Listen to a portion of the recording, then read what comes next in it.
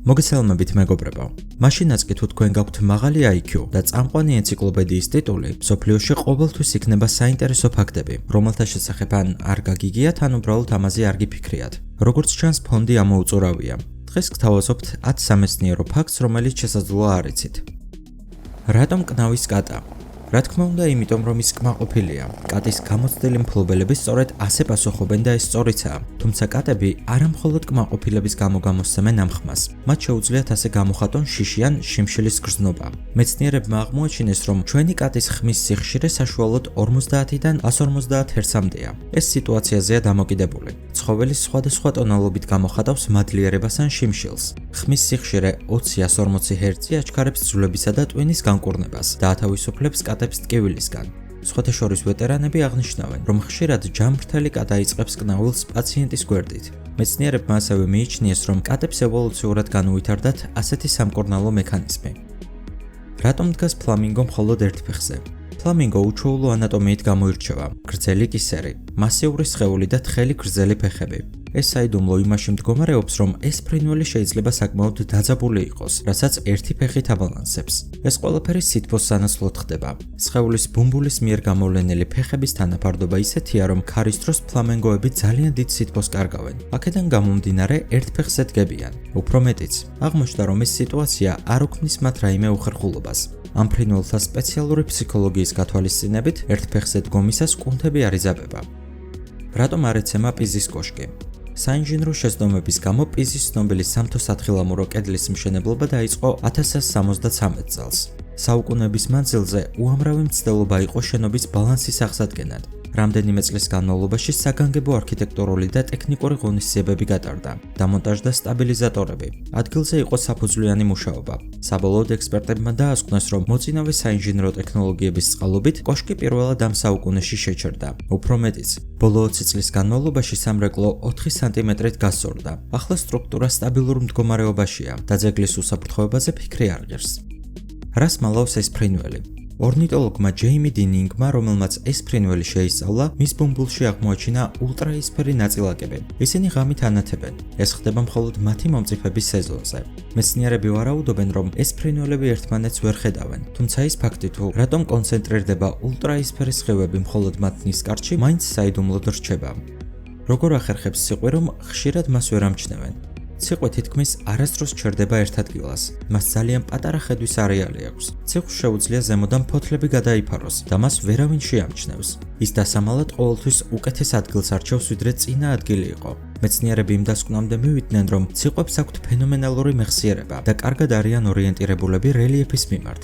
ისინი უტყუარად იპოვნიან თავიანთი დანაზოგების 95%-ს. ამავდროულად იდეალურად აღიქვამენ სუნს. პირველ რიგში გრძნობენ თხილის სუნს და ხშირად იგნორირებას უკეთებენ სხვა ადამიანებს და მათი საერთოდ არ ეშინიათ. რატომ არ აქვს ზოგიერთ ადამიანს თითის ანაბეჭდი? როგორც ჩანს, ასეთი ადამიანები მეგასაიდუმლო აგენტად მუშაობენ, რომლებიც არასდროს ტოვებენ კვალს. მაგრამ რეალურ ცხოვრებაში ეს თვისება უფრო მეტ ცუდს იწვევს, ვიდრე კარგს. თითზე ინდივიდუალური ნიმუშების ნაკლებობას საიმიგრაციო დაგვიანებით სინდრომს უწოდებენ, რადგან სხვადასხვა ქვეყანაში შესვლა პრობლემური ხდება ამ ადამიანებისთვის. ახლა მსოფლიოში სულ 4 ოჯახია, სადაც იშვიათური გენეტიკური აშლილობა აღინიშნება, რასაც მეცნიერულად დამაბინძურებლებს უწოდებენ. ეს დაკავშირებულია განვითარების სპეციფიკური გენის მუტაციასთან ემბრიონულ ეტაპზე. მეცნიერები აგრძელებენ შესწავლას, მაგრამ ჯერჯერობით ასეთ ადამიანებს მნიშვნელოვანი ჯანმრთელობის პრობლემები არ აღინიშნებათ. რატომ არის თუთიყუში ძალიან ნიჭიერი? ცხოველურ სამყაროში მამაკაცებს განსაკუთრებული თვისებები უნდა ჰქონდეთ ქალების ყურადღების მოსაპოვებლად. ფრინველების შესწავლისას მეცნიერებმა საინტერესო ტენდენცია აღმოაჩინეს. მამაკაცები ნათელი და რთული ხერხით იძლევიან მხოლოდ ერთფეროვან სიგნალებს, ხოლო ეს ფრინველი სხვა ფრინველებისგან გამოირჩევა. მეცნიერები ვარაუდობენ, რომ განვითარების ეტაპზე ქალი უფრო ძლიერ ევოლუციას განიცდიდა. სწორედ ამის დამსახურებაა დღეს მისი ხმა. რატომ არ დნება იაპონური ნაყინი? ინოვაციური ნაყინი, რომელიც ცნობილია კანაზავის ყინულით, იაპონიაში ძალიან პოპულარული გახდა. ეს ცივი დესერტი არ დნება თუნდაც ზაფხულის ცხელ დღეებში. ეს ეფექტი ხდება მარწყვის ექსტრაქტიდან გამომდინარე პონიფელონის მიერ. მას აქვს ემულგატორის ფუნქციები, რომლებიც ნაყინს საშუალებას არ აძლევს დადნეს. როგორ შეიძლება მწვანე ჩაი ვაქციოთ მეწამულად? თუ ოდესმე გადაწყვეტ მწვანე ჩაი აზოროსში შევუკვეთოთ, მოემზადეთ საინტერესო ხრიკისთვის.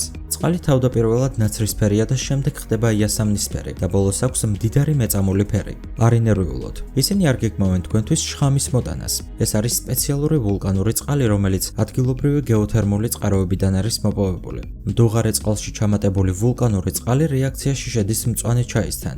ასეთი ვულკანური სასმელი არა მხოლოდ უსაფრთხო, არამედ სასიამოვნო გემოც აქვს და უკიდურესად მდიდარია მინერალებით. რატომ არის მაჩუ-პიქჩუს ძირითადი ნაწილის ნახვა შეუძლებელი?